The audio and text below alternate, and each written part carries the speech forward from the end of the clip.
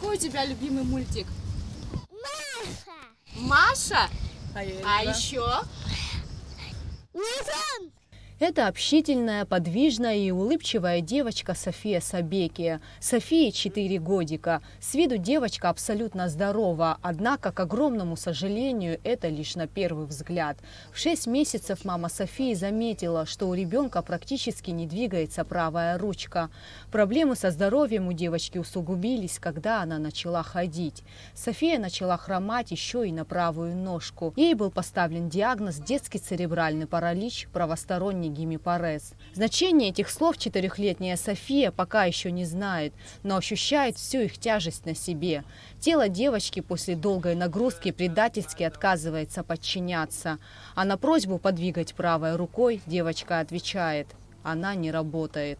Когда ей говоришь правой рукой поработать, она говорит, что эта рука не работает у нее. Даже вот, когда она сидит за столом и говорим, вот правой рукой возьми ложку, поешь, она говорит, эта рука не работает. И она все делает левой рукой, кушает, пьет, играется. Она старается правой рукой играть, но все равно не так получается, как левой. Семья Софии Сабеки обратилась в благотворительный фонд Ашана еще в прошлом году. Девочка нуждалась в срочном обследовании и курсе лечения. Тогда была собрана сумма в 350 тысяч рублей, и Софии удалось отправить на лечение в Москву.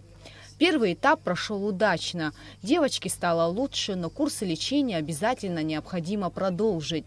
Необходимо собрать 250 тысяч рублей.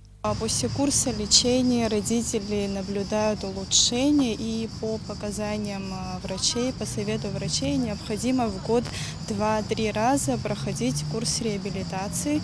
Несмотря на то, что София проходит курс реабилитации также здесь, в Республиканском реабилитационном центре города Сухум, ей необходимо выезжать за пределы, в Москву, в ту же клинику, где она уже проходила первый курс обследования и лечения. Маленькая София мечтает пойти в детский сад, как и ее сверстники, но диагноз диктует свои условия. История Софии – это однозначно история со счастливым концом, ведь полное выздоровление возможно, а это такая редкость. Самый простой способ – это прямо сейчас взять свои телефоны в руки и отправить СМС со словом «добро» на номер 5050. Есть и другие способы. О них вы можете узнать на официальном сайте Ашана. Гугуца Вардания и Нала Гухава, Абхазское телевидение.